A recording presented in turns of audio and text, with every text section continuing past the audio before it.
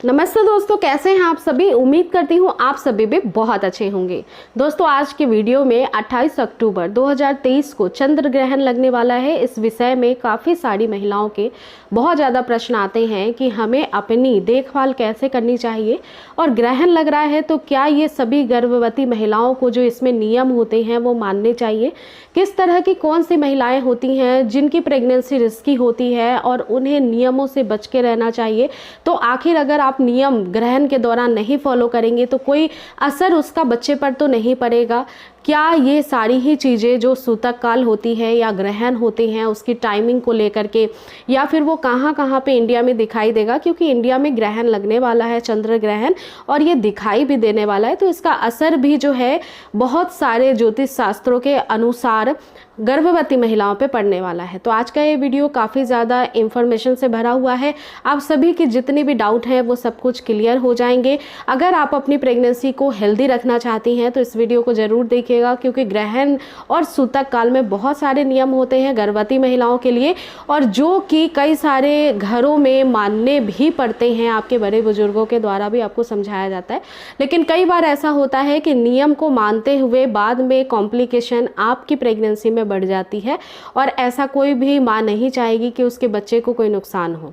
तो आइए इस वीडियो को शुरू करते हैं, लेकिन उससे पहले आप सभी से निवेदन है, यदि आपने चैनल को अब तक सब्सक्राइब नहीं किया है तो जरूर कर लीजिए। देखिए फ्रेंड्स, 28 अक्टूबर को रात में, यानी कि रात को 1:05 से ये ग्रहण, चंद्र ग्रहण स्टार्ट होने वाला है, और इसकी समाप्ति जो होगी वो 2:24 पे हो जाएगी। किसी भी ग्रहण का सूतक काल होता है। अगर हम सूर्य ग्रहण की बात करें तो उसका सूतक काल 12 घंटे पहले लग जाता है, और चंद्र ग्रहण है चूंकि तो इसका सूतक काल 9 घंटे पहले से मान्य होगा। मतलब शाम को 4:05 से ही इसका सूतक समय शुरू हो जाएगा। अब ये जो है, मैं आपको आगे जो जानकारी देने वाली हूँ ये ज्योतिष शास्त्र के अनुसार मैं कुछ बातें आपको समझाने वाली हूँ। सबसे पहली बात तो जो वैज्ञानिक है फ्रेंड्स, ये एक खगोलीय घटना होती है, इस वजह से कोई भी इसमें नियम को मानने की ज़रूरत वैज्ञानिकों के द्वारा नहीं होती है। लेकिन ज्योतिष शास्त्रों के अकॉर्डिंग, क्योंकि कई सारे ग्रह हैं, उपग्रह हैं, ये अपना स्थान जब परिवर्तित करते हैं तो इसका मानव जीवन पे भी असर पड़ता है। और बात करें प्रेग्नेंट महिला की, जब उसके शरीर में एक नया जीव पनप रहा है तो उस पर भी इसका असर पड़ सकता है, इसलिए काफ़ी सारे कार्यों को वर्जित किया गया है। दोस्तों, सबसे पहली बात का ध्यान ये रखना है कि गर्भवती महिला सुरक्षित रहे और उसका बच्चा सुरक्षित रहे। तो कुछ नियम ऐसे होते हैं ज्योतिष शास्त्रों के अकॉर्डिंग, जिसमें सबसे पहला नियम होता है कि जब सूतक काल स्टार्ट होते हैं तभी से पूजा पाठ नहीं किए जाते हैं, यानी कि मंदिरों के कपाट बंद होते हैं, दर्शन करने से मना किया जाता है, प्रतिमा की पूजा नहीं कर सकते हैं, और साथ ही साथ इस समय किसी भी तरह की कोई भी पूजा पाठ या शुभ कार्य घर में कराने हैं, इवन जन्मदिन भी सेलिब्रेट करना है तो नहीं किया जाता है, क्योंकि जो ग्रहण होता है इसका दुष्परिणाम बहुत सारी नकारात्मक ऊर्जाओं के साथ हमारी पृथ्वी पे पड़ता है और सभी जीव जंतुओं पे इसका असर भी पड़ता है। गर्भवती महिला के लिए सबसे पहला नियम ये होता है कि वो ग्रहण के प्रभाव से बचने के लिए घर में ही रहें और ग्रहण की किरणों से दूर रहें।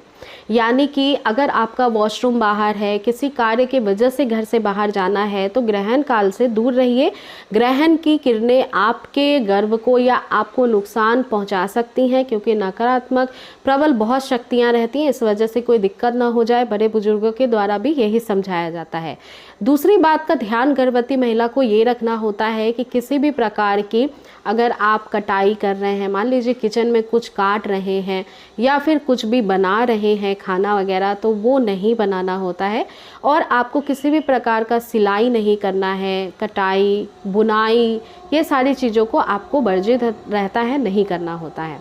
इसी के साथ साथ फ्रेंड्स, गर्भवती महिलाओं को जो सूतक काल होता है इसी दौरान से बहुत ज़्यादा सोने के लिए या फिर फ्रेंड्स बहुत ज़्यादा चिंता करने के लिए, ये सारी चीज़ों को मनाही होती है। तो अगर ये सारी चीज़ें आप नहीं कर पाएंगी तो कैसे सूतक काल से ग्रहण काल तक का सफ़र तय करेंगे, क्योंकि ये बहुत लंबी अवधि हो जाती है। तो इसके लिए भी कुछ ऐसे कार्य हैं जो बताए गए हैं, जो करते हुए आप इन सभी कामों को कर सकती हैं। सबसे पहली बात कि गर्भवती महिलाओं के लिए खाना पीना समय से होना बहुत ज़रूरी है, तभी बच्चे को न्यूट्रिशन मिलेगा।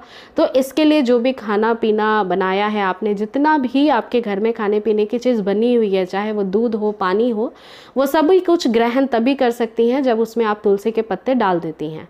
तुलसी के पत्ते एंटीबैक्टीरियल गुणों से भरपूर होते हैं और इसके वजह से ये मानी जाती हैं कि तुलसी का पौधा पूजनीय होता है और ये नकारात्मक शक्तियों की जो ऊर्जा होती है उसको कम करता है। तो इस वजह से खाना दूषित नहीं होगा, तो इस कारण से तुलसी के पत्ते डाल करके खाना का ग्रहण कर सकती हैं।